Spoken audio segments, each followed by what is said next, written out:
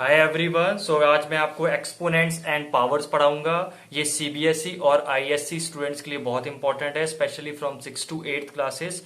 Okay, so it is very important for that for दो students. ठीक है, तो आपको मैं बेसिक से पहले क्लियर करूंगा। पहले आपको ये समझना पड़ेगा कि एक्सपोनेंट्स और पावर्स होते क्या है।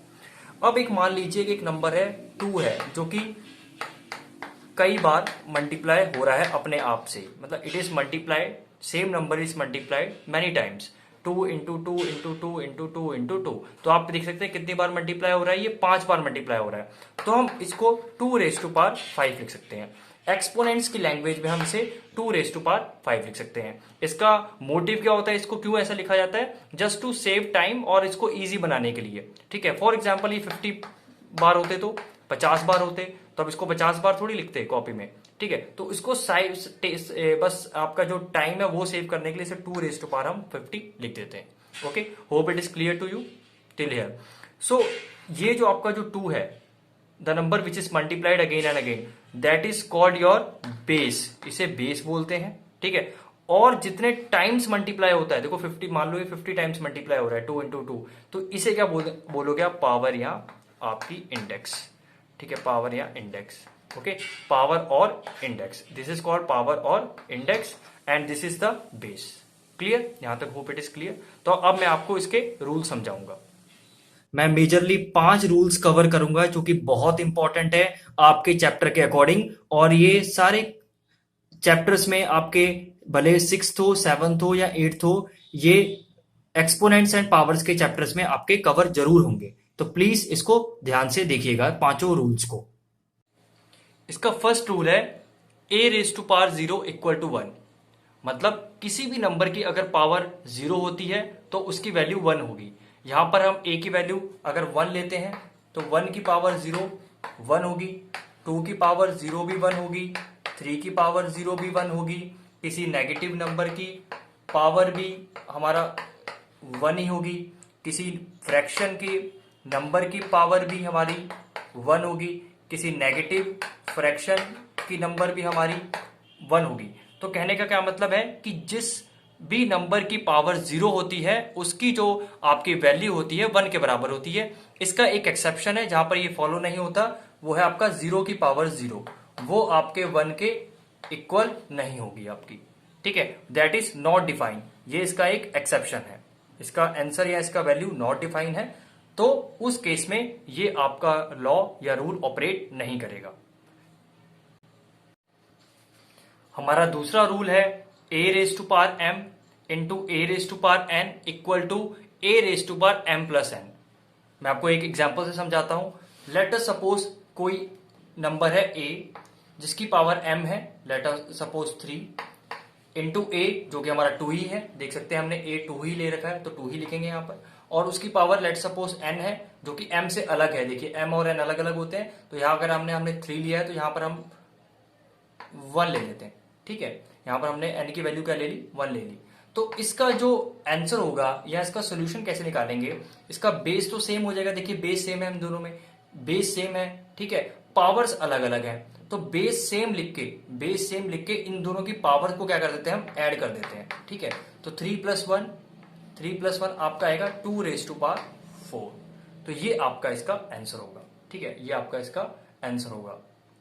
ओके, सो आप ध्यान रखिएगा, जब किसी भी नंबर की जब बेस सेम होता है, पावर्स अलग अलग होती हैं। ठीक है, पावर देखिए अलग अलग है। ओके, तो क्या होगा? उन दोनों की पावर्स को हम ऐड कर देंगे। 3+1 इक्वल टू 2⁻4। तो इसका ये आपका क्या है? सेकंड प्रॉपर्टी है। ठीक है,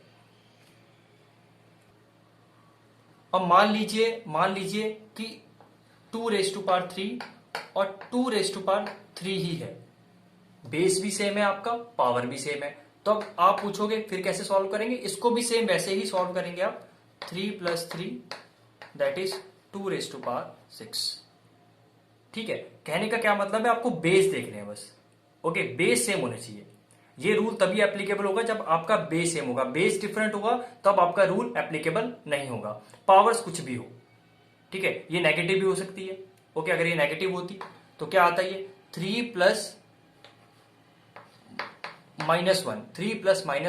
तो आपका क्या आता? देखो 3 प्लस माइनस माइनस होता है, तो 3 माइनस 1 आपका क्या आता, 2। उस केस में आपका 2 आ जाता। तो it doesn't matter whether power आपकी सेम है, अलग अलग है, नेगेटिव में है, कोई दिक्कत नहीं है, बस आपका बेस सेम होना चाहिए। Okay, hope this property is clear to you. हमारी थर्ड इंपॉर्टेंट रूल है, या लॉ कह सकते हैं, under the exponents and power, जो कि आपका a raise to power m divide by a raise to power n equal to m n minus 1। ये पिछले बार से क्या, पिछले आप सेकंड जो रूल है उससे कैसे डिफरेंट है, उसमें मल्टीप्लाई था, इसमें डिवाइड है। तो जब भी आपकी बेस सेम होगा, ओके, और एक्सपोनेंट्स डिवाइड हो रहे होंगे, तो उनकी पावर क्या हो जाती है, माइनस हो जाती है। ठीक है, एक एग्जांपल से समझ लेते हैं। Let us suppose 3 raise to power 4, ठीक है, divide by 3 raise to power 2। Okay, तो क्या होगा आपका, तो आप देख सकते हैं 3 रेज टू पावर, तो 3 कॉमन है, 3 raise to power 4 divide by 3 raise to power 2। 3 is common in both the exponents, तो हमने कॉमन लिख दिया। और m माइनस n, 4 माइनस 2, तो आपका कितना हो जाएगा, आपका 2। ठीक है, ये आपका सोल्यूशन या आंसर आ जाएगा। अच्छा, ये तो हो गया जब आपका m ग्रेटर है n से। Let suppose 3 raise to power 2 और 3 रेज टू पावर 4 है।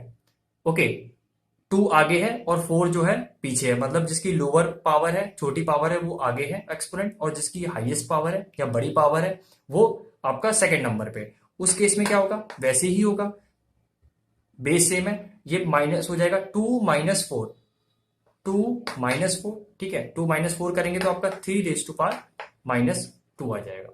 ठीक है, 3 रेज टू पावर आपका माइनस 2 आ जाएगा। तो आप देख सकते हैं कि जब बेस सेम होगा, पावर्स आपकी अलग अलग हैं, ठीक है, और डिवाइड है, तो पावर्स क्या हो जाती है, माइनस होती है, m माइनस n। ठीक है, आपकी कितने आई इसमें इसमें कितनी आई थी, 3 रेज टू पावर 2, और इसमें आई आपकी 2 माइनस 4। तो जिसको हम, जब भी पावर आपकी नेगेटिव में होती है, आपको पता है कि इसे हम रेसिप्रोकल करके इसे पॉजिटिव लिख लेते हैं। ठीक है, जब भी पावर नेगेटिव होती है तब इसको करते हैं हम पॉजिटिव बना के ऐसे रेसिप्रोकल में लिख लेते हैं। Hope it is clear to you. ठीक है, अगर मान लीजिए एक और चीज, अगर दोनों सेम है, 3 raise to power 2 divide by 3 raise to power 2, तो इसका क्या होगा, 3 2 माइनस 2। ठीक है, और 2 माइनस 2 कितना होता है आपका, 3 की पावर 0, और इसका आंसर क्या होगा, 1 होगा। ठीक है, तो आपको पता है कि जब भी सेम नंबर्स को, दो सेम नंबर्स को डिवाइड करते हो आप, तो आंसर हर समय 1 आता है। आप इस तरीके से करेंगे फिर भी आपका क्या आएगा, 1 ही आएगा। Hope it is clear to you.